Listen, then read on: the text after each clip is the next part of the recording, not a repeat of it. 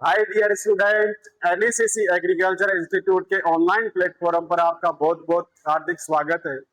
आज अपन केमिस्ट्री के उन महत्वपूर्ण क्वेश्चंस की बात करने जा रहे हैं जो जेईटी और सीयूईटी के लिए के पॉइंट ऑफ व्यू से बहुत बहुत इंपॉर्टेंट है।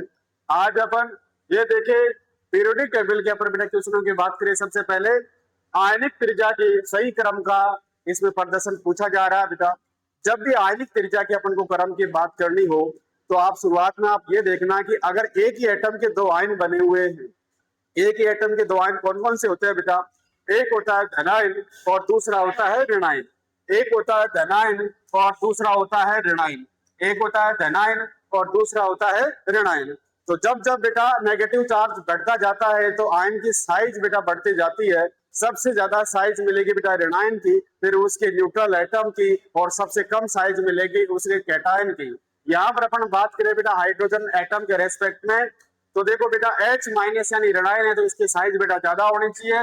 H माइनस की साइज ज्यादा होनी चाहिए बेटा इसके उदासीन परमाणु से, और इसके धनायन की साइज होनी चाहिए बेटा कम होनी चाहिए इसके उदासीन परमाणु से, यानी इसके धनायन की साइज कम होनी चाहिए। तो ये वाला ऑप्शन तो बेटा सरासर गलत हो गया। अगर अपन नेक्स्ट क्वेश्चन की बात करें बेटा, देखो ये सम इलेक्ट्रॉनिक श्रेणी है। सम इलेक्ट्रॉनिक श्रेणी क्या होती है? जिसमें एटॉमिक नंबर चाहे भले डिफरेंट हो लेकिन उनमें इलेक्ट्रॉन के नंबर क्या होने चाहिए? सेम होने चाहिए। और सम इलेक्ट्रॉनिक श्रेणी में अपन बेटा साइज अपन कैसे देखते हैं? जैसे जैसे नेगेटिव चार्ज इंक्रीज होता जाता है एटम और आयन की साइज क्या होती जाती है बेटा? बढ़ती जाती है। अपन बात करें बेटा Na प्लस, इधर इसके पास में इलेक्ट्रॉन है बेटा 10, F माइनस इलेक्ट्रॉन है 10, O माइनस 2 इसके पास में भी इलेक्ट्रॉन है 10। देखो बेटा नेगेटिव चार्ज बेटा लगातार इंक्रीज हो रहा है तो साइज भी लगातार क्या हो जाएगी बेटा? इंक्रीज हो जाएगी। तो इसका करेक्ट आंसर हो जाएगा बेटा इसका सेकंड। इधर देखो बेटा यहाँ पर F माइनस की साइज O माइनस 2 से ज्यादा बता रखी है। नेगेटिव चार्ज इसका ज्यादा, उसकी साइज भी ज्यादा, लेकिन यहाँ पर बेटा इसके ऊपर नेगेटिव चार्ज है -1, यहाँ पर इसका नेगेटिव चार्ज है -2, तो ये वाला भी रॉन्ग हो जाएगा। इधर देखो बेटा +3 की साइज +2 से ज्यादा बता रखी है और +2 की साइज -3 से ज्यादा बता रखी है। जब जब धनावेश का मान बढ़ता है तब तब साइज का मान, आयन की साइज का मान क्या हो जाता है? कम हो जाता है। तो इसका बेस्ट, इसका सही आंसर क्या चला जाएगा? इसका सेकंड आंसर चला जाएगा। अगले क्वेश्चन की अपन बात करें, Be+2 किस आयन के साथ में सम इलेक्ट्रॉनिक है?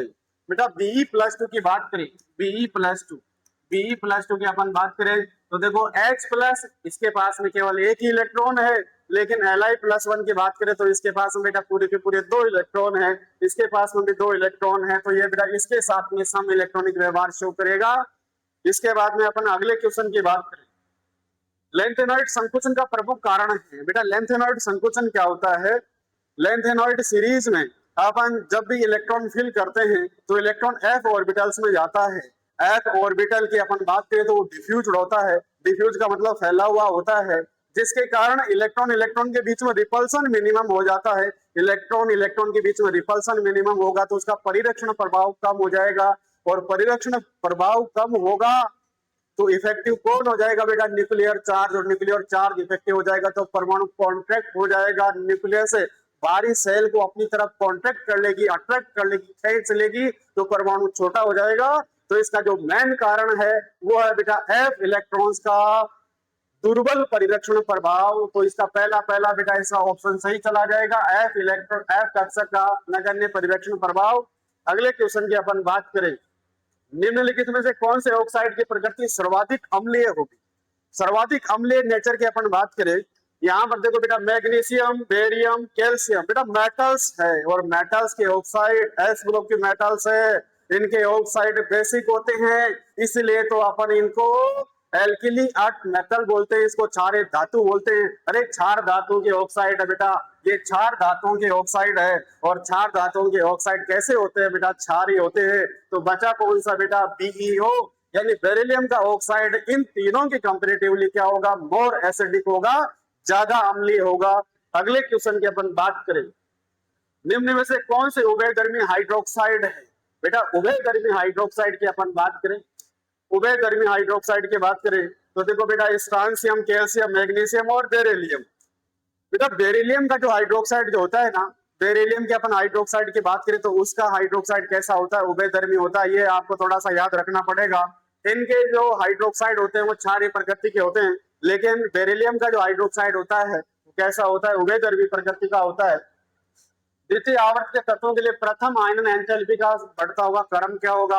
आयनन एंथैल्पी क्या होती है बेटा? किसी भी एटम के सबसे बाहरी सेल में लूजली बॉन्डेड इलेक्ट्रॉन को बाहर निकालना है, उसको बाहर निकालने के लिए जितनी एनर्जी की रिक्वायरमेंट होती है उसी एनर्जी को अपन आयनन एंथैल्पी बोलते हैं। बेटा अपन सेकंड पीरियड में अपन लेफ्ट टू राइट मूव करते हैं। लेफ्ट टू राइट मूव करने पर होता क्या है, जेड इफेक्टिव बढ़ता है। जेड इफेक्टिव बढ़ने के कारण जो साइज जो होता है ना बेटा, साइज डिक्रीज हो जाता है। जेड इफेक्टिव बढ़ रहा है। जेड इफेक्टिव क्या होता है? बाहरी इलेक्ट्रॉन पर नाभिक का इफेक्टिव चार्ज, यानी नाभिक का वो आवेश जो बाहरी इलेक्ट्रॉन को पकड़ करके रखता है। लेफ्ट से राइट चल रहे हैं, बाहर वाले इलेक्ट्रॉन पर, सबसे लास्ट वाले इलेक्ट्रॉन पर नाभिक अपनी ताकत जमाता जा रहा है, यानी मजबूती से पकड़ता जा रहा है। निकालना मुश्किल होता जा रहा है। जैसे जैसे इलेक्ट्रॉन को निकालना मुश्किल होता जाएगा, बड़ा जोर लगाना पड़ेगा। जोर लगाने का मतलब जितनी ज्यादा एनर्जी लगानी पड़ेगी, कहने का मतलब लेफ्ट टू राइट चलेंगे, साइज घटेगी, जेड इफेक्टिव बढ़ेगा और उसको निकालने के लिए मोर एनर्जी की रिक्वायरमेंट होगी। और वही एनर्जी क्या होती है बेटा? आयनन एंथैल्पी होती है। बट कुछ केस ऐसे होते हैं जहां पर हाफ फील्ड इलेक्ट्रॉनिक कॉन्फ़िगरेशन का अपन को बेटा कुछ देखना पड़ता है, तो या फिर अपन को भेदन क्षमता देखना पड़ता है। अपन बात करें बेटा लिथियम से बेरिलियम चले, बेरिलियम से बोरोन। अगर अपन बेटा लिखिए ये लिथियम है, बेरिलियम है, बोरोन है, कार्बन है, नाइट्रोजन है, ऑक्सीजन है, फ्लोरीन है, लगातार बढ़ेगा बेटा। लेकिन इन दोनों के केस में क्या होगा? इन दोनों के केस में क्या होगा बेटा? बेरिलियम में लास्ट वाला इलेक्ट्रॉन 2s2 से निकलता है जो कि नाभिक के पास में होता है। बट बोरोन में इलेक्ट्रॉन 2p से निकलता है जो कि नाभिक से थोड़ा सा दूर होता है, यानी s की तुलना में थोड़ा सा दूर होता है। p से निकालना आसान है, यानी उसको निकालने के लिए कम एनर्जी की रिक्वायरमेंट पड़ेगी। तो ज्यादा एनर्जी की रिक्वायरमेंट किसके लिए पड़ेगी बेटा? बेरिलियम के लिए। तो सबसे कम लिथियम की, उसके बाद बोरोन की, उसके बाद बेरिलियम की, उसके बाद अपन बात करें बेटा किसकी? कार्बन की। अरे नाइट्रोजन ऑक्सीजन की बात करें तो इसका बेटा 2p3, इसका 2p4। अरे स्थायी विन्यास से इलेक्ट्रॉन निकालना बहुत मुश्किल होता है बाकी विन्यास की तुलना में। 2p3 अर्धपूरित स्थायी विन्यास है, इसलिए 2p3 से इलेक्ट्रॉन बाद में निकलेगा। पहले इलेक्ट्रॉन किससे निकलेगा? 2p4 से, क्योंकि 2p4 से एक इलेक्ट्रॉन निकलते ही स्थायी विन्यास प्राप्त हो जाता है 2p3। तो इसके बाद में आएगी बेटा ऑक्सीजन, ऑक्सीजन के बाद में कौन आ जाएगा? नाइट्रोजन, नाइट्रोजन के बाद में कौन आ जाएगा? फ्लोरीन आ जाएगा। तो देखना बेटा कौन सा ऑप्शन सही है? Lithium, boron, beryllium, carbon, oxygen, nitrogen, fluorine और नियोन। सेकंड ऑप्शन चला जाएगा। तो इसमें आपने क्या सीखा बेटा? आयनन एंथैल्पी का क्रम देखने के लिए एक तो आपको देखना पड़ेगा जेड इफेक्टिव, दूसरा उसका इलेक्ट्रॉनिक विन्यास, यानी स्थायी विन्यास का ध्यान रखना है। स्थायी विन्यास का ध्यान रखना। तो उसके बाद में 4d 5d 5f6 की कक्षकों की घटती हुई ऊर्जाओं का व्यवस्थित क्रम है। बेटा कक्षकों की ऑर्बिटल्स की एनर्जी की अपन बात करें तो उनकी एनर्जी अपन n+l रूल से भी देख सकते हैं। जिसके लिए n+l का मान ज्यादा होगा उसकी एनर्जी भी ज्यादा होगी। n+l। अरे 4d की बात करें, 4d यहां पर मैं लिखता हूं बेटा 4d 5d 5f और 6p की बात करें तो बेटा इसके लिए n+l की वैल्यू, n की वैल्यू कितनी है? 4। l की वैल्यू कितनी है बेटा? l की वैल्यू, l की अपन बात करें बेटा s p d f, इसके लिए l की वैल्यू होगी बेटा 0, इसके लिए 1, इसके लिए 2, इसके लिए 3, f के लिए 3, d के लिए 2, p के लिए 1 और s के लिए क्या हो जाएगी? 0 हो जाएगी। तो इसके लिए हो जाएगी बेटा 2। ये n की वैल्यू 5, l की वैल्यू कितनी हो जाएगी बेटा? 2। इधर n की वैल्यू 5, l की वैल्यू हो जाएगी 3, इधर 6 + 1, तो जोड़ दो बेटा, ये कितना हो जाएगा? 6, 7, ये 8 और ये क्या हो जाएगा? 7। यानी सबसे ज्यादा एनर्जी किसकी हो जाएगी बेटा? 5f की। 5f की एनर्जी सबसे ज्यादा, 5f की एनर्जी सबसे ज्यादा। और सबसे कम एनर्जी किसकी हो जाएगी? अच्छा 5f के बाद में कौन आ जाएगा? 5f के बाद में कौन आ जाएगा बेटा? 6p। 6p की एनर्जी ज्यादा होगी तो इसका पहला ऑप्शन क्या हो जाएगा बेटा? सही चला जाएगा। अच्छा यहाँ पर भी 5f 6p, यहाँ पर भी 5f 6p, इधर 5p, इधर 4d, इधर 4d, इधर 5p। अरे इसके लिए एन और एल की वैल्यू ये 5 + 1 बराबर कितना हो जाएगा 7। इसके लिए 4 + 2 बराबर कितना हो जाएगा बेटा 6 हो जाएगा। तो इसकी एनर्जी तो बेटा कम होगी, यानी सही ऑप्शन चला जाएगा बेटा ये फोर्थ वाला। सबसे ज्यादा एनर्जी 5F की, देन 6P की, देन 4D और देन क्या हो जाएगा बेटा 5P हो जाएगा, 5P हो जाएगा। सॉरी हाँ एक मिनट बच्चों, ये देखो 7 सॉरी सॉरी सॉरी ये 6 हो जाएगा, 6 हो जाएगा। और अगर बेटा n + l की वैल्यू बेटा सेम है तो फिर अपन वो नंबर देखेंगे जिसके लिए n का मान ज्यादा है, तो इसका आंसर फोर्थ नहीं जाकर के बेटा फर्स्ट ही जाएगा। ये सही है बेटा, है ना। अगले क्वेश्चन की बात करते, निम्नलिखित में से सुमेलित कीजिए। सुमेलित करना है, ऑक्साइड दे रखे हैं और इनके नेचर की बात हो रही है कि कौन सा न्यूट्रल है, कौन सा एम्फोटेरिक है, कौन सा एसिडिक है और कौन सा बेसिक है। अरे अपन बात करें कार्बन मोनोऑक्साइड की, तो कार्बन मोनोऑक्साइड बेटा कैसा होता है बेटा उदासीन होता है, उदासीन होता है। बेरिलियम का ऑक्साइड कैसा होता है बेटा क्षारीय होता है। अरे क्षार धातु का ऑक्साइड कैसा होना चाहिए क्षारीय। Al2O3 एल्यूमिना ये कैसा होता है उभयधर्मी। Cl2O7 अरे राइट वाले हैं, राइट वाले के सारे ऑक्साइड कैसे होते हैं अम्लीय, लेफ्ट वालों के कैसे होते हैं, यानी धातुओं के ऑक्साइड कैसे होंगे बेटा क्षारीय और अधातुओं के ऑक्साइड कैसे हो जाएंगे अम्लीय। तो यहाँ पर अपन बात करें क्लोरीन का ऑक्साइड कैसा होगा बेटा, क्लोरीन का ऑक्साइड हो जाएगा बेटा अम्लीय। तो देखना पहले में तो क्या चला जाएगा बेटा, पहले में चला जाएगा सेकेंड, उसके बाद में पहले में चला जाएगा बेटा, पहले में चला जाएगा सेकेंड, दूसरे में चला जाएगा फर्स्ट, तीसरे में चला जाएगा फोर्थ और चौथे में चला जाएगा बेटा थर्ड। तो देखना सबसे पहले होगा बेटा कौन, सबसे पहले होगा सेकेंड, सेकेंड वाला कौन सा है बेटा यही वाला हो जाएगा, ये इसका सही आंसर चला जाएगा। अगले क्वेश्चन की बात करते हैं, निम्न में से गलत कथन की पहचान कीजिए। गलत कथन की पहचान करना है, जर्कोमियम और हाफनियम जेड आर और HF की बात करते हैं, इनकी साइज ऑलमोस्ट सेम होती है। इनके साइज ऑलमोस्ट कैसी होती है बेटा सेम होती है। सेम आने का कारण आपको पता होना चाहिए बेटा लेंथेनॉइड कॉन्ट्रैक्शन, लेंथेनॉइड कॉन्ट्रैक्शन। बेटा जर्कोमियम हाफनियम के समान त्रिज्याएं होती है, जर्कोमियम की 160 पिकोमीटर होती है जबकि हाफनियम की कैसी होती है बेटा 159 पिकोमीटर होती है। कारण आपको पता होता है लेंथेनॉइड संकुचन। सही है बेटा, लेंथेनॉइड केवल +3 ऑक्सीकरण अवस्था प्रदर्शित करता है, यह कहना सरासर गलत है। हाँ अपन ये बोल सकते हैं कि F ब्लॉक एलिमेंट की सामान्य ऑक्सीकरण अवस्था +3 है, लेकिन सामान्य के अलावा एक दूसरी ऑक्सीडेशन स्टेट भी शो करती है। अरे लेंथेनॉइड +3 के अलावा, लेंथेनॉइड एलिमेंट +3 के अलावा +2 भी शो करता है, +4 भी शो करता है। तो ये बेटा केवल +3 हो ऐसा जरूरी नहीं है। हाँ ये बोल सकता है कि भाई सामान्यतः +3, अगर ऐसा लिखा हुआ होता तो सही होता। F0 F14 प्रकार के अतिरिक्त अन्य सभी लेंथेनॉइड आयन अनुचुंबकीय होते हैं। अनुचुंबकीय का मतलब उनकी बेटा मैग्नेटिक नेचर होती है, चुंबकीय प्रकृति होती है। सही है, लेंथेनॉइड से ल्यूटेशियम तक जाने पर परमाणु और आयनिक आकार में क्रमिक रूप से क्या होती है कमी होती है, ये भी बेटा सही है, जिसे अपन बेटा लेंथेनॉइड संकुचन बोलते हैं। तो इसका आंसर क्या चला जाएगा बेटा सेकंड। अरे +3 ही नहीं होगी, +3 के अलावा +2 भी होगी, +4 भी होगी। अगले क्वेश्चन की बात करते हैं, निम्नलिखित में से कौन सा ऑक्साइड प्रकृति में उभयधर्मी है, उभयधर्मी है, उभयधर्मी है। अब किस किस का ऑक्साइड उभयधर्मी होगा याद रखना, एक तो उपधातुओं का, उपधातु कितनी होती है बेटा 7, नाम नहीं बताऊंगा खुद देख लेना। दूसरा बेरिलियम का, जिंक का, इनका ऑक्साइड कैसा होता है बेटा उभयधर्मी होता है। अरे सिलिकन, सिलिकन बेटा उपधातु है, सिलिकन को छोड़ देना, इसका ऑक्साइड अम्लीय होता है। बाकी 6 बेटा मेटलोइड है ना, 6 उपधातु है ना, 7 में से 6 उन्हीं के ऑक्साइड कैसे होंगे उभयधर्मी। एक को छोड़ देना है, वो एक कौन है बेटा सिलिकॉन। सिलिकॉन का ऑक्साइड कैसा होता है अम्लीय।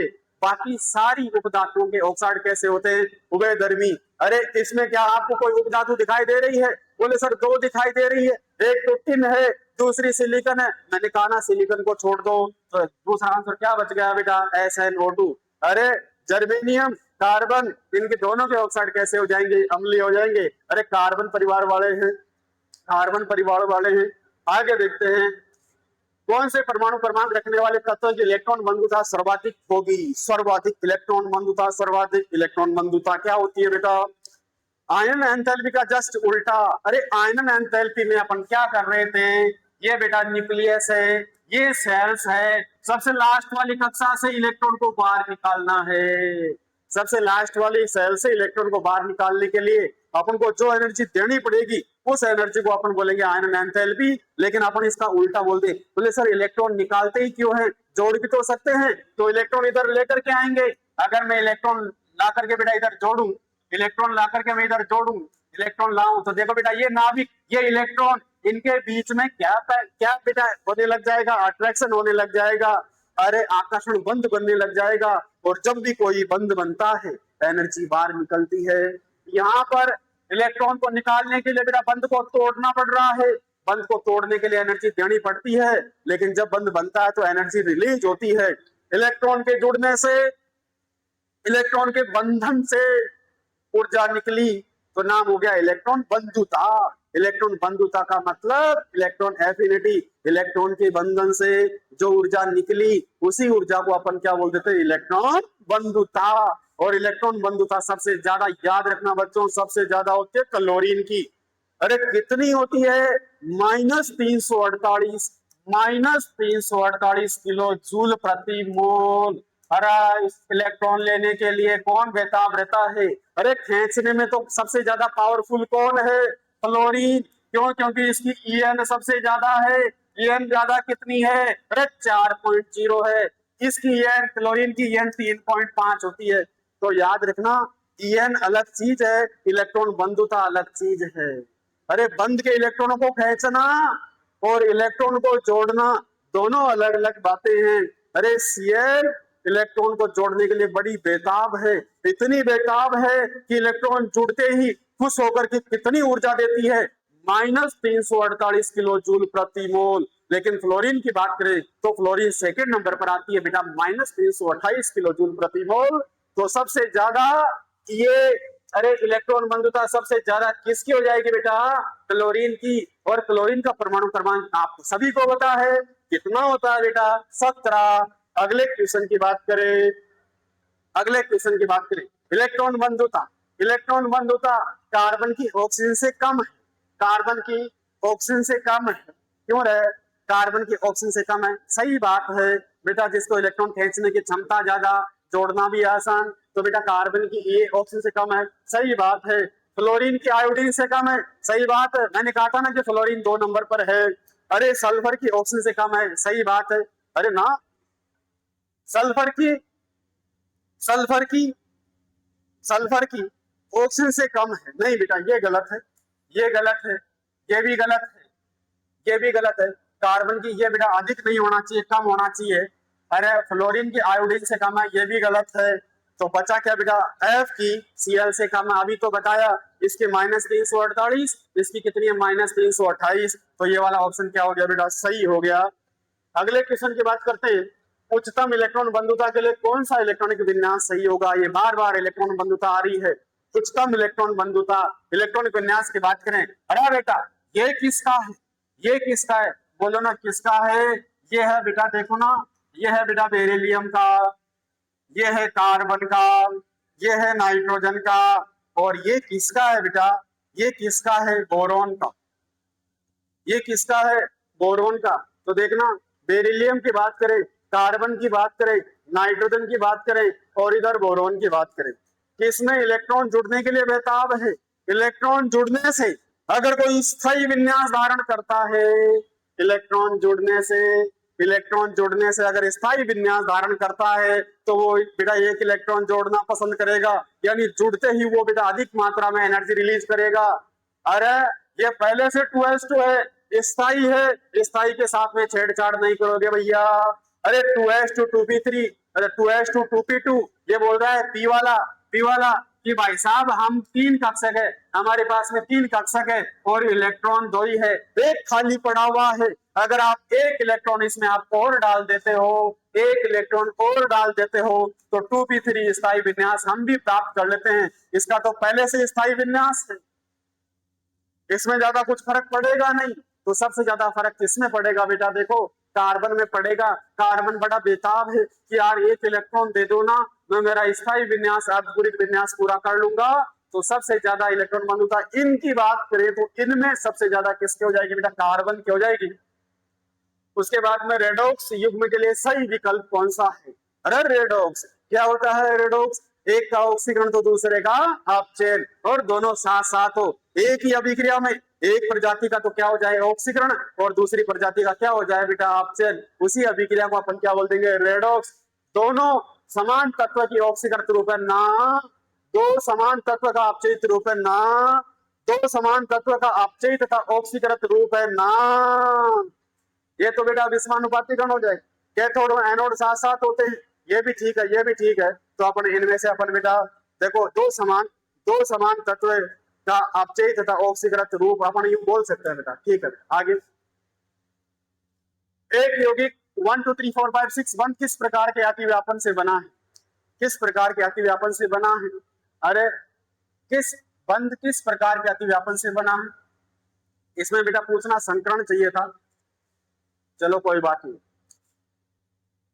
अतिव्यापन की बात करें, पहले इनके अपन बेटा संकरण की बात करते हैं। इसका संकरण 1 पाई 1 पी कम हो जाएगा sp2, इसका भी sp2, इसका क्या हो जाएगा बेटा? sp3, इसका क्या हो जाएगा? sp3, इसका क्या हो जाएगा? sp, इसका भी क्या हो जाएगा? sp। तो 1 2 3 4 5 है। बंध किस प्रकार के अतिव्यापन से बना है? देखो बेटा किस प्रकार के अतिव्यापन से बना है। देखो sp2 sp2 sp3 sp3 sp। इसमें क्वेश्चन में बेटा दिक्कत है, क्वेश्चन में दिक्कत है। चलो हाँ देखो बेटा, हाँ ये रहा बेटा C2C3 C2C3 C2C3। नंबरिंग दो बेटा, नंबरिंग दो। इधर से देखो ये 1 ये 2 ये 3 ये 4 ये 5 और ये 6। C2C3 किसकी बात हो रही है? तो देखा इस वाला sp2, ये वाला sp3। अरे sp2 sp3 sp2 sp3 कौन सा हो जाएगा? नंबर 4। अगले क्वेश्चन की बात करते हैं।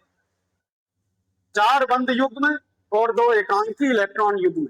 4 बंध युग्म 2 एकांकी इलेक्ट्रॉन युग्म, कहने का मतलब कितने एचओ चाहिए भैया? 4 तो बॉन्ड पेयर के, 2 लोन पेयर के, 6 आपको हाइब्रिड ऑर्बिटल चाहिए, और 6 ऑर्बिटल को आपको रखना है। तो कैसे रखोगे? 4 को तो आप रखोगे प्लेन में, 4 को तो आप एक प्लेन में रखोगे, एक को प्लेन के बेटा ऊपर, एक को प्लेन के ऊपर, एक को प्लेन के नीचे। यानी जो 2 लोन पेयर है ना बेटा, ये इनमें जाएंगे, ये इनमें जाएंगे, और बाकी जो बॉन्ड पेयर है ना, ये बॉन्ड पेयर बेटा ये वाले हो जाएंगे। तो इसकी अपन बेटा आकृति की बात करें तो ये हो गया वर्ग समतलीय, वर्ग समतलीय स्क्वायर प्लेनर। पहला आंसर चला जाएगा। किसकी वर्गाकार समतलीय संरचना होती है? वर्गाकार समतलीय संरचना।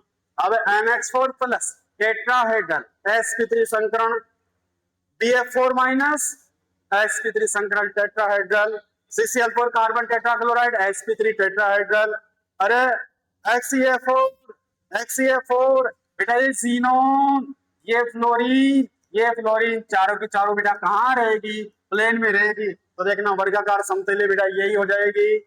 अगले क्वेश्चन की बात करते हैं। जब sp तथा p कक्षकों से बने संग्रहित कक्षकों में p गुण बढ़ता है तो बंध कोण का मान। बेटा बंध कोण देखो s गुण और p गुण दोनों से प्रभावित होता है। जैसे जैसे p गुण बढ़ता है बंध कोण का मान कम होता है, और s गुण का मान बढ़ता है। s कैरेक्टर बढ़ेंगे बॉन्ड एंगल बढ़ जाएगा, बॉन्ड एंगल बढ़ जाएगा तो p गुण बढ़ने से बंध कोण के मान में क्या आ जाएगी बेटा? कमी आ जाएगी। तो देखो बंध कोण का मान क्या हो जाएगा? घट जाएगा। अगले क्वेश्चन की बात करें। अणु जो कोणीय आकृति नहीं रखता, कोणीय बोल दो, बेंट बोल दो, शीशा बोल दो, कुछ भी बोल दो, SO2। अरे बेटा कोणीय है, ये देखो बेंट है। ओजोन ये भी बेंट है, कोणीय है। अरे ये V शेप ये भी कोणीय है, लेकिन NH4 प्लस टेट्राहेड्रल चतुष्फल के होगा। तो इसका जवाब क्या चला जाएगा बेटा? नंबर 4। संकरण से संबंधित असत्य है, असत्य का मतलब गलत है। संकरित कक्षकों की संख्या संकरित होने वाले कक्षकों के बराबर होती है। सही बात है बेटा। संकरण में ऑर्बिटल पार्टिसिपेट करते हैं, इक्वल एनर्जी के भी कर सकते हैं और ऑलमोस्ट इक्वल एनर्जी के भी कर सकते हैं। यानी वे कक्षक जिनकी ऊर्जा या तो समान हो या लगभग समान हो, आपस में मिक्स होते हैं। जितने मिक्स होंगे उतने ही नए बनेंगे, यानी जितने कक्षक भाग ले रहे हैं ना संकरण में, संग्रहित कक्षकों की संख्या उनके समान ही होगी। यानी पहला जो स्टेटमेंट है सही है बेटा, ये सही है। संग्रहित कक्षक की ऊर्जा तथा आकृति में तुल्य होते हैं। बेटा जो कक्षक बन गए ना, पहले भले ही चाहे अलग साइज के हो, मिलने से पहले, मिक्स होने से पहले परमाणु कक्षक चाहे भले अलग अलग ऊर्जा के हो, अलग अलग शेप के हो, लेकिन एक बार मिक्स हो गए, संकरण हो गया, same size same energy, equal energy और इक्वल साइज के कक्षक बनेंगे। तो ये बात भी सही है बेटा। शुद्ध परमाणु कक्षक की अपेक्षा संग्रहित कक्षक स्थायी बंध बनाने में अधिक प्रभावशील होता है, ये बात भी सही है बेटा। अतिव्यापन तथा संकरण समान परिघटना है, ये गलत है। अरे असत्य पूछा ना, यही गलत है। बोले सर गलत कैसे है, दोनों में फर्क क्या है? अरे फर्क बताता हूं बच्चों। संकरण क्या है? संकरण बंध बनने से पहले की घटना है। अरे कोई भी केंद्रीय परमाणु है ना, वो बंध बनाने के लिए अपने ऑर्बिटल्स को तैयार करता है। तैयार कैसे करेगा? वो अपने ऑर्बिटल्स को, अपने वैलेंस ऑर्बिटल को मिक्स करेगा, मिक्स करके सेम साइज सेम एनर्जी के ऑर्बिटल्स बनाएगा, ताकि अच्छे बॉन्ड बना सके, बराबर स्ट्रेंथ के बॉन्ड बना सके, है ना। तो बॉन्ड बनने से पहले की घटना कौन सी होगी? संकरण। जबकि बॉन्ड बनने की घटना क्या होगी? अतिव्यापन। जब भी दो एटम जुड़ते हैं, जब भी दो एटम जुड़ते हैं, इसका ये वाला ऑर्बिटल, इसका ये वाला ऑर्बिटल, ये है बेटा अतिव्यापन, है ना। तो ऑर्बिटल पहले तैयार होते हैं, जिसको अपन संकरण बोलेंगे। अतिव्यापन बाद में होता है। तो अतिव्यापन देखो बेटा, दो एटम्स का हो रहा है, तो ये ध्यान रखना, अतिव्यापन दो परमाणुओं के बीच की घटना है। अतिव्यापन दो परमाणु के बीच की घटना है और संकरण एक ही परमाणु की घटना है। आई बात समझ में? अतिव्यापन में बंध बनता है, जबकि संकरण में बंध बनने वाला नहीं है। तो संकरण में क्या बनते हैं? नए कक्षक बनते हैं, है ना बेटा, अच्छे वाले कक्षक बनते हैं। तो इसका आंसर क्या चला जाएगा? नंबर 4। CH4 में प्रतिशत S गुण है। अरे CH4 संकरण क्या होता है बेटा? sp3। अरे 4 कक्षक है, 4 में से एक S और 3 P। अरे 4 ऑर्बिटल्स में से एक तो S है, 3 P है, तो S का हिस्सा कितना हो गया? 1/4। 1/4 का मतलब कितना हो गया? 25%। अगले क्वेश्चन की बात करते हैं। निम्न में से कौन से कक्षकों के मध्य बंध कोण का मान न्यूनतम होगा? न्यूनतम बॉन्ड एंगल देख लेते हैं यार। sp3 कितना होता है? 109 डिग्री 28 मिनट। px py बेटा, p 3 ऑर्बिटल होते हैं बेटा, px, py, pz, और तीनों के तीनों कैसे होते हैं बेटा? तीनों के तीनों होते हैं बेटा परपेंडिकुलर। तीनों के तीनों परपेंडिकुलर होते हैं, यानी बॉन्ड एंगल कितना होगा? 90 डिग्री का। अरे वाटर की बात हो रही है, अरे वाटर की बात हो रही है बेटा, ये बॉन्ड एंगल होता है लगभग 104 डिग्री के करीबन। sp ये तो सबसे ज्यादा है, कितना होता है? 180 डिग्री। तो बताओ ना, सबसे कम बॉन्ड एंगल, सबसे कम बॉन्ड एंगल किसका हो जाएगा? px py के बीच का। अगला क्वेश्चन, रदरफोर्ड का अल्फा परिकिरण प्रयोग। आपको पता है ना बेटा, रदरफोर्ड ने सोने की पतली पन्निका पर अल्फा रेज डाली थी, और अल्फा रेज डालने पर बहुत सारी अल्फा रेज सीधी की सीधी निकल गई थी, कुछ अधिक कोण पर विचलित हो गई थी, लेकिन बहुत कम अल्फा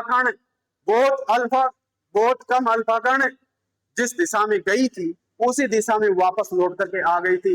जब ये देखा गया कि ये दिशा किधर थी, तो अपने सेंट्रल की तरफ देखा था कि केंद्र की ओर जो अल्फा कण गए थे वो वापस लौट करके आ गए थे। अरे अल्फा कणों को वापस रिपेल कर रहा है। अल्फा कण पर चूंकि पॉजिटिव चार्ज होता है, पॉजिटिव चार्ज को रिपेल करने वाला भी बेटा पॉजिटिव होता है। चूंकि सेंटर से बेटा ये रिपेल हो रहा है, तो सेंटर वाले पार्ट को रदरफोर्ड ने क्या नाम दिया बेटा? नाभिक। यानी नाभिक की खोज किसने की बेटा? रदरफोर्ड ने। कैसे की? अपने अल्फा परिकिरण प्रयोग से। तो इलेक्ट्रॉन की खोज तो बेटा जे थॉमसन ने की थी, है ना। तो अपन सीधी बात करेंगे बेटा, नाभिक की खोज हुई थी। अगली बात करते हैं, सम न्यूट्रॉनिक है। सम न्यूट्रॉनिक का मतलब न्यूट्रॉनों की संख्या क्या है बेटा? समान है। अरे ये अपन बेटा कैसे पता करेंगे? जैसे एटम का सिंबल है X, ऊपर लगा देंगे अपन A, नीचे लगा देंगे Z। A क्या है बेटा? A है बेटा द्रव्यमान संख्या। और द्रव्यमान संख्या क्या होती है? अरे एटम के न्यूक्लियस में जो न्यूक्लियन के नंबर है, न्यूक्लियन क्या होता है? Number of proton plus number of neutron. यानी प्रोटॉन और न्यूट्रॉनों का जो योग होता है वो होती है द्रव्यमान संख्या। ये Z क्या होती है बेटा? ये Z बेटा परमाणु क्रमांक के बराबर होता है, यानी प्रोटॉनों की संख्या के बराबर होता है। अगर अपन को बेटा न्यूट्रॉनों की संख्या निकालनी है, न्यूट्रॉनों की संख्या निकालनी है, तो द्रव्यमान संख्या में से प्रोटॉनों की संख्या माइनस कर देंगे, प्रोटॉनों की संख्या माइनस कर देंगे। कहने का मतलब द्रव्यमान संख्या है ऊपर, प्रोटॉनों की संख्या नीचे, द्रव्यमान संख्या ऊपर, प्रोटॉनों की संख्या नीचे, यानी अपन A माइनस अपन P कर देंगे ना, तो आपको क्या मिल जाएगा? न्यूट्रॉन। करो ना बेटा, 14 माइनस 6 कितना हो गया? अरे 14 माइनस 6 कितना हो जाएगा? 8। 15 माइनस 7 कितना हो जाएगा? 8। 17 माइनस 9 कितना हो जाएगा? 8। अरे न्यूट्रॉनों की संख्या समान है यार, और जिन स्पीसीज में न्यूट्रॉनों की संख्या समान हो उन्हीं को अपन क्या बोल देंगे? सम न्यूट्रॉनिक, आइसो न्यूट्रॉनिक। तो पहला ऑप्शन चला जाएगा, आगे देखने की आवश्यकता ही नहीं है। आगे अपन बात करते हैं प्रोटॉन व एक अल्फा कण के विशिष्ट आवेश का अनुपात क्या होगा? बेटा प्रोटॉन की अपन बात करें तो प्रोटॉन को अपन बोल सकते हैं कि यार ये H+ के इक्वल होगा। अल्फा कण की अपन बात करें तो ये बेटा एक हीलियम के इक्वल होगा। अरे हीलियम के इक्वल होगा, और हीलियम कौन सा बेटा? द्विधनावेशित हीलियम, द्विधनावेशित हीलियम के इक्वल होगा बेटा। अरे इसका मास नंबर कितना होता है? 1। इसमें प्रोटॉन कितने होते हैं बेटा? 1। इसका मास नंबर क्या होता है? मास नंबर बोले तो अपन बेटा A बोल सकते हैं, मास नंबर को अपन A बोल सकते हैं। इसके लिए A का मान कितना होता है? 4। इसके लिए देखो P का मान कितना होता है? 2। स्पेसिफिक चार्ज की बात करते हैं, चार्ज डेंसिटी होती है बेटा, चार्ज डेंसिटी, और ये क्या होता है बेटा? Mass number upon charge. Charge का मतलब नंबर ऑफ प्रोटॉन, यानी mass upon charge, charge upon mass. ये चार्ज अपन बेटा प्रोटॉन का देख रहे हैं, यानी प्रोटॉन के नंबर अपॉन मास नंबर। अब देख लो बेटा, प्रोटॉन के नंबर अपॉन मास नंबर। बेटा एक तो कौन है? प्रोटॉन। एक है कौन बेटा? अल्फा कण। तो इसका प्रोटॉन का नंबर कितना बेटा? 1। मास नंबर कितना? 1। अनुपात, इसका प्रोटॉन का नंबर कितना बेटा? 2। मास नंबर कितना है? 4। तो रेशो निकालेंगे तो क्या हो जाएगा? 2:1। आंसर कौन चला जाएगा बेटा? फर्स्ट चला जाएगा। अगले क्वेश्चन की बात करते हैं। प्रथम 3 बोर कक्षाओं की त्रिज्याओं का अनुपात है। प्रथम 3 कक्षाओं की बोर त्रिज्याओं का अनुपात। अरे बोर त्रिज्याओं का फॉर्मूला क्या होता है? बोर त्रिज्याओं का फॉर्मूला क्या होता है? बोर त्रिज्या, इसका फॉर्मूला होता है बेटा 0.529 गुणा n² z, और ये किसमें अपन लेते हैं बेटा? एंगस्ट्रॉन में। कहने का मतलब R डायरेक्टली प्रोपोर्शनल, अगर Z सेम है तो अपन n² बोल सकते हैं। n क्या है बेटा? कक्षा की संख्या। n क्या है? कक्षा की संख्या। प्रथम का मतलब n का मतलब 1, ये 2 और ये 3। अरे त्रिज्या की बात करें तो किसके समानुपाती होगी? n² के, यानी इसका स्क्वायर कितना हो जाएगा? 1, इसका स्क्वायर कितना हो जाएगा? 4, इसका स्क्वायर कितना हो जाएगा? 9। तो देख लो ना बेटा, 1:9, 1:4:9। आगे, यदि हाइड्रोजन परमाणु के इलेक्ट्रॉन की आद्य अवस्था में ऊर्जा का मान, बेटा आद्य का मतलब क्या होता है? Ground state. आद्य का मतलब ये देखो ग्राउंड स्टेट है, यानी मूल अवस्था में इसकी ऊर्जा का मान कितना है? -13.6 इलेक्ट्रॉन वोल्ट। तो इसके द्वितीय उत्तेजित अवस्था बेटा, उत्तेजित अवस्था क्या होती है? अगर वो n=1 से n=2 में जा रहा है तो इसकी पहली उत्तेजित अवस्था है ना बेटा। n=2 से n=3 में जा रहा है तो इसकी दूसरी उत्तेजित अवस्था। कहने का मतलब अगर ग्राउंड स्टेट के लिए n का मान 1 है तो पहली एक्साइटेड स्टेट में n का मान कितना हो जाएगा बेटा? 2 हो जाएगा, और सेकंड एक्साइटेड स्टेट में बेटा n का मान कितना हो जाएगा? 3 हो जाएगा। तो अब देख लो बेटा, एनर्जी की बात हो रही है। अरे एनर्जी किसके डायरेक्टली प्रोपोर्शनल होती है? ये होती है बेटा Z² के। अगर Z सेम है तो ये हो गए बेटा 1/n² के, बेटा डायरेक्टली प्रोपोर्शनल हो गई, है ना। कहने का मतलब अगर -13.6 पहली कक्षा में है तो इसकी तीसरी कक्षा में एनर्जी क्या होगी? अरे बेटा इसमें 3 का स्क्वायर का अपन बेटा भाग लगा देंगे तो इसकी एनर्जी कितनी हो जाएगी बेटा? इसकी एनर्जी हो जाएगी -13.6, 3 का स्क्वायर कितना हो जाएगा बेटा? 9। तो -13.6 बटा कितना हो जाएगा बेटा? 3 का स्क्वायर कितना हो जाएगा? 9। निकाल लो बेटा, ये कितना हो जाएगा बेटा? इसका आंसर चला जाएगा बेटा फर्स्ट। नेक्स्ट, 4d इलेक्ट्रॉन के लिए निम्न में से कौन सा सही है? 4d। अरे क्वांटम संख्या 4d की बात करते हैं अरे ये बेटा किसको बताता है, एन को, यानी एन का मान कितना है 4। एल का मान डी के लिए कितना होता है बेटा, देखो एस के लिए एल का मान, एल का मान एस के लिए होता है 0, डी के लिए होता है 1, तो डी के लिए कितना होता है 2, तो डी के लिए एल का मान कितना हो जाएगा 2, है ना। अब एम के जो मान है, अब एम के जो मान है, एम के मान होता है बेटा माइनस एल से लेकर के प्लस एल तक, यानी ये हो जाएगा बेटा -2 से लेकर के +2 के बीच का कुछ भी संभव है बेटा। तो n बराबर 4 के लिए l बराबर 2 संभव है, s बराबर +8 संभव है, ठीक है बेटा। n बराबर 4 के लिए l बराबर 2 संभव है, s का मान 0, s का मान बेटा 0 पॉसिबल नहीं है, 1 इलेक्ट्रॉन की बात हो रही है, 1 इलेक्ट्रॉन की बात हो रही है। n बराबर 4, l का मान 3, ये कतई संभव नहीं है ना बेटा, ये भी कतई संभव नहीं है। तो इसका बेटा आंसर कौन सा चला जाएगा बेटा, इसका पहला आंसर चला जाएगा। निम्न क्वांटम संख्या के लिए अधिकतम अभी निर्धारित कक्षकों की संख्या क्या होगी बेटा, n का मान 3 यानी 3, l का मान 1 यानी p, और m का मान 0 यानी अपन कोई सा भी मान सकते हैं, अरे x मान सकते हैं, y मान सकते हैं, z मान सकते हैं, तो कोई सा भी एक ऑर्बिटल ले लो। अरे p में से कोई सा भी एक ऑर्बिटल, जैसे सपोज करो ये px है, ये py है, ये pz है, तो केवल और केवल एक ऑर्बिटल की बात कर रहा है। अरे m का मान दे दिया, m का मान पर्टिकुलर एक ऑर्बिटल के लिए अपन देते हैं, तो बेटा ये केवल एक कक्षक की बात कर रहा है, एक कक्षक की बात कर रहा है। तो ये बेटा अपन ने क्वेश्चन किए थे, ये क्वेश्चन बेटा वेरी वेरी इंपॉर्टेंट है जेट एग्जाम के पर्पज से। आगे भी अपन बेटा ऐसे क्वेश्चन लगातार लेकर के आएंगे। तो आपसे ये निवेदन है कि जब भी अगली क्लास आए तो आप एनएसएस एग्रीकल्चर प्लेटफॉर्म से आप ज्यादा से ज्यादा जुड़ने की आप कोशिश करें। थैंक यू बच्चा, धन्यवाद।